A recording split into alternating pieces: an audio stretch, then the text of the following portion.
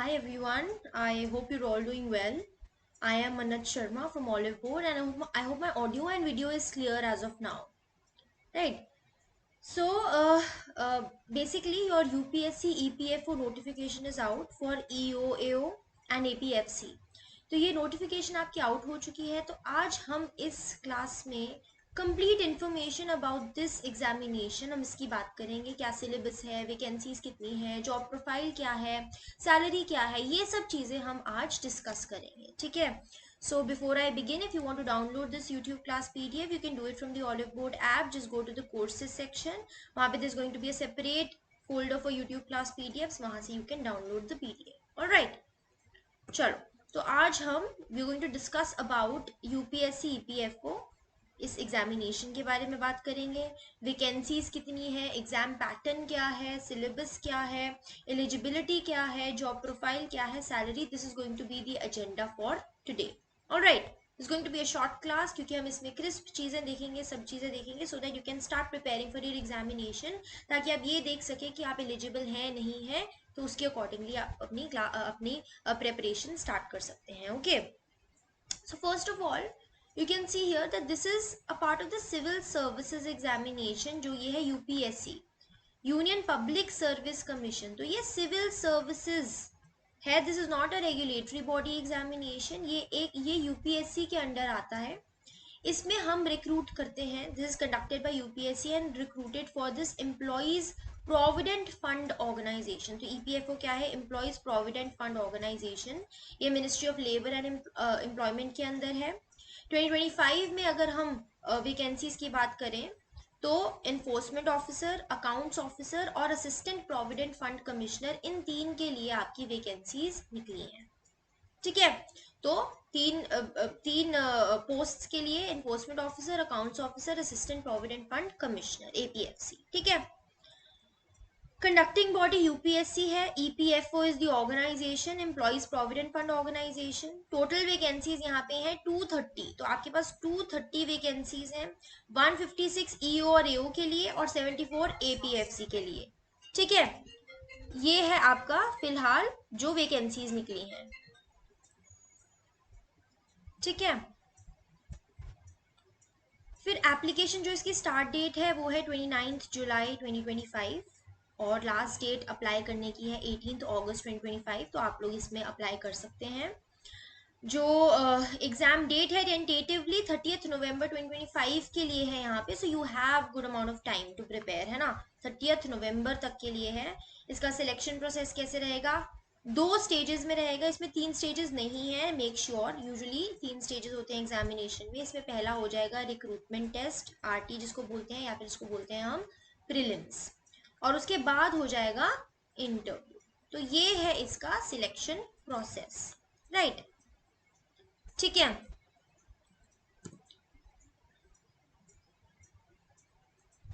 Okay, चलो। अब यहाँ पे हमने जैसा कि वैकेंसीज का देखा, 156 for AO and EO and 74 for APFC, total 230। अगर हम कैटेगरी वाइज वैकेंसी देखें तो अनरिजर्व्ड के लिए जो वैकेंसी है वो है 78 for EO AO and 32 for APFC, यानी कि टोटल 110 सीट्स हैं फॉर जनरल कैटेगरी। एससी के लिए है 23 for EO AO and 7 for APFC. ST के लिए 12, नथिंग फॉर एपीएफसी। ओबीसी के लिए 42, 28, ईडब्ल्यूएस के लिए 1 एंड 7। तो टोटल आपकी ये 230 वैकेंसीज बन जाती है। ठीक है, एग्जाम पैटर्न इसमें क्या रहेगा? फेज 1 प्रीलिम्स या फिर रिक्रूटमेंट टेस्ट रहेगा और दूसरा इंटरव्यू।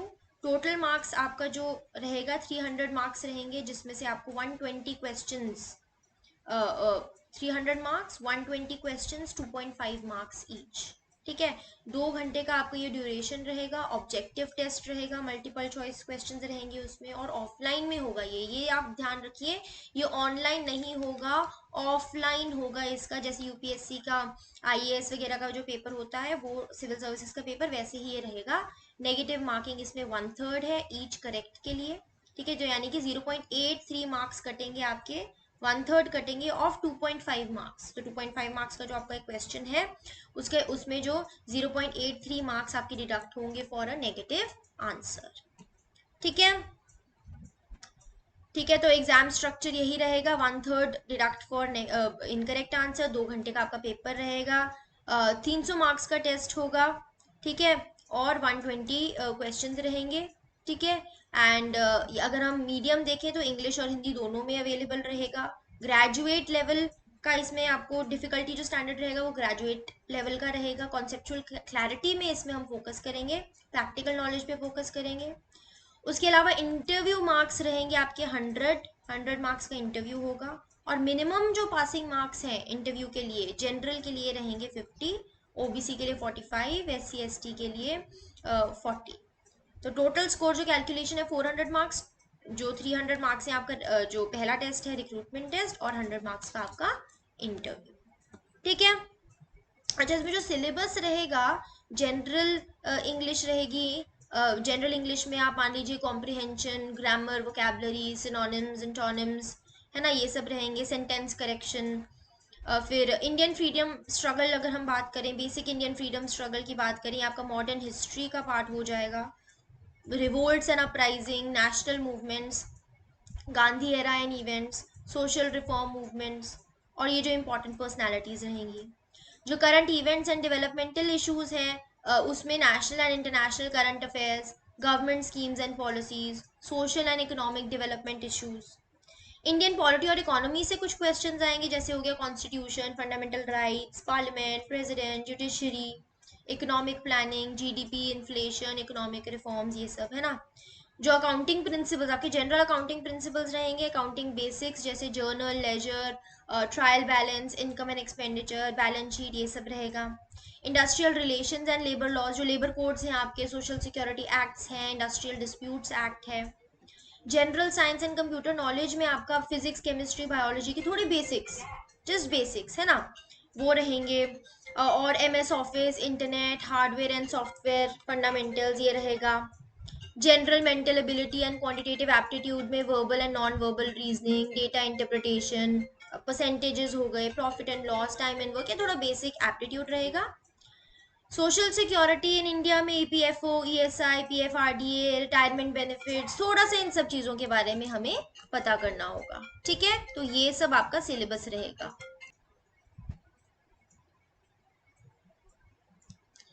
ठीक है। चलो, सो बेसिकली जो भी आपका यूपीएससी, ईपीएफओ, ईओएओ का सिलेबस है, उसके अलावा इंडियन कल्चर एंड हेरिटेज जो है वो इम्पोर्टेंट रहेगा। Parts of ancient and medieval history, Indian culture, ये सब थोड़ा सा इसमें से रहेगा। पॉपुलेशन डेवलपमेंट, ग्लोबलाइजेशन, ये रहेगा, थोड़ा सा इसमें से आपको कवर करना है। ऑडिटिंग एंड इंश्योरेंस के बारे में आपको पता होना चाहिए, एंड बेसिक स्टैटिस्टिक्स। तो इस टाइप पे क्वेश्चंस आपको आते हैं। तो ये सिलेबस में तो लिखा है, लेकिन ज़रूरी नहीं है कि आपको सिर्फ सिलेबस में से आए, है ना। जैसे यूपीएससी के जो एग्जामिनेशन होते हैं वो थोड़ा आपको बेसिकली बता देंगे क्रक्स, लेकिन आपको you have to go beyond that. Previous year questions को एनालाइज करके आपको उसके बियॉन्ड जाना है और देखना है कि क्या क्या सिलेबस में हो सकता है, ठीक है। तो ये सब चीज़ें आपने कवर करनी है, ठीक है। अच्छा, अगर हम एलिजिबिलिटी की बात करें तो सबसे पहले आपकी एजुकेशन का तो एलिजिबिलिटी यही है कि आपको बैचलर्स डिग्री होनी चाहिए, या फिर और any equivalent from any recognised university institution in India, या फिर और उसके साथ में जो एसेंशियल है वो तो ये है कि आपकी बैचलर्स डिग्री तो होनी ही चाहिए, ठीक है। तो किसी में भी आपकी बैचलर्स डिग्री होनी चाहिए। बहुत डिजायरेबल रहेगा अगर आपका डिप्लोमा होगा किसी कंपनी लॉ में, या लेबर लॉज में, या पब्लिक एडमिनिस्ट्रेशन में। This is going to add on to that. Age limit for EO AO post है 30 ईयर्स, और एपीएफसी पोस्ट के लिए है 35 ईयर्स, ये है आपकी एज लिमिट। और जो एज रिलैक्सेशन है, it is as per the government norms, right. अच्छा, अब जॉब प्रोफाइल की बात कर लेते हैं हम। सबसे पहले एग्जाम के लिए प्रिपेयर करने से पहले आपको देखना होता है कि जॉब प्रोफाइल क्या है। तो ईओ और एओ की जो अगर हम जॉब प्रोफाइल में देखें तो इसमें सबसे पहले तो आपका रहेगा मॉनिटरिंग एंड कंप्लायंस। ईपीएफ जो एम्प्लॉय प्रोविडेंट फंड रिलेटेड जो स्कीम्स और रेगुलेशन है, उसकी मॉनिटरिंग कंप्लायंस देखना है। इंक्वायरीज कंडक्ट करनी है, कोई क्लेम्स है उनको सेटलमेंट करना है, लीगल केसेस और इंस्पेक्शंस को हैंडल करना है, ऑडिटिंग एंड अकाउंट मैनेजमेंट देखना है, promoting social security awareness, and तो बेसिकली ये फील्ड बेस्ड वर्क है, थोड़ा बहुत इसमें डेस्क वर्क भी है, तो ये आपका रहेगा। सेकेंडली आ गया आपका एपीएफसी। इसमें सिमिलर फंक्शंस है ईओएओ जैसे, लेकिन ये एक और भी ज़्यादा सीनियर लेवल पे है, ये थोड़ा सीनियर लेवल वाला हो गया। ठीक है। एडमिनिस्ट्रेटिव और रेगुलेटरी रिस्पॉन्सिबिलिटीज़ के अलावा एपीएफसी सुपरवाइज भी करता है सबॉर्डिनेट ऑफिसर्स को, guides and oversees the work of EOAO and other field staff, ensures proper execution of EPFO schemes across various zones and offices। तो ये implementation में help करता है, उसमें इंश्योर करता है कि एग्जीक्यूट हो रही है स्कीम्स अच्छे से या नहीं हो रही है। अच्छा, स्ट्रेटेजिक ओवरसाइट, ये बहुत एक लीडरशिप रोल भी ये लेकर आता है इन इंश्योरिंग दैट जो रीजनल ईपीएफओ ऑपरेशंस है वो नेशनल ऑब्जेक्टिव्स के साथ अलाइंड रहे। तो ये जॉब प्रोफाइल है ईओएओ और एपीएफसी की। एपीएफसी थोड़ा सीनियर लेवल पे हो गया, ठीक है, वो थी सीनियर लेवल पे हो गया जो ईओ और एओ को भी मॉनिटर करता है। ठीक है, चलो सैलरी की बात कर लेते हैं। सैलरी में अगर हम ईओएओ की बात करें तो 47,600 पर मंथ, ये आपकी बेसिक पे है। बेसिक पे है, ग्रुप बी ऑफिसर है ये, बेसिक पे है आपकी। इसके अलावा obviously DNS allowance, TA, DA, HRA, ये सब आपको अलाउंसेस रहते ही हैं। एपीएफसी की बेसिक है 56,100 पर मंथ, और ये ग्रुप ए ऑफिसर में काउंट होते हैं, और इसके भी जैसे भी गवर्नमेंट नॉर्म्स के हिसाब से जो भी अलाउंसेस हैं वो रहते हैं। तो इन शॉर्ट आपकी जो ग्रॉस मंथली पे है वो अराउंड 80,000 टू 1,20,000 तक जाती है, ये आपका रहता है बेसिकली। ठीक है, तो ये था आपका पूरा जो I wanted to discuss this with you. ठीक है, ईपीएफओ क्या है, ये यूपीएससी ईपीएफओ, इसमें पोस्ट कितनी निकली हैं, है ना, वैकेंसीज कितनी है, इसमें एग्जाम पैटर्न क्या रहता है। मतलब ये it is a 2 stage process, 3 stage process नहीं है, 2 स्टेज प्रोसेस है। वो एक आपके लिए ना बहुत बड़ा बेनिफिट है ना। तो इसके लिए आप अच्छे से तैयारी कीजिए। यहाँ पे सिलेबस है, बहुत ज़्यादा डिफिकल्ट भी नहीं है, बेसिक चीज़ें पूछेंगे हर चीज़ों में से। उसमें मैंने आपको बहुत अच्छे से यहाँ पे डिटेल में बता दिया है कि क्या सिलेबस है, यहाँ पे एलिजिबिलिटी क्या है, जॉब प्रोफाइल क्या है, सैलरी क्या है। Accordingly if you want you can prepare for this examination. तो यहाँ पे आपका यूपीएससी ईपीएफओ का लर्न पैक है ये। ठीक है, so if you want you can avail this. ये सेल्फ पेस्ड लर्न पैक है जो कंप्लीट नोट्स हैं इसमें सारे सब्जेक्ट्स, और साथ में मॉक टेस्ट भी हैं। So you can take up this course, और यहाँ पर ऑलिव बोर्ड से आप ये कोर्स ले सकते हैं, and you can start up with your preparation. ठीक है, so that is all that I wanted to cover with you today.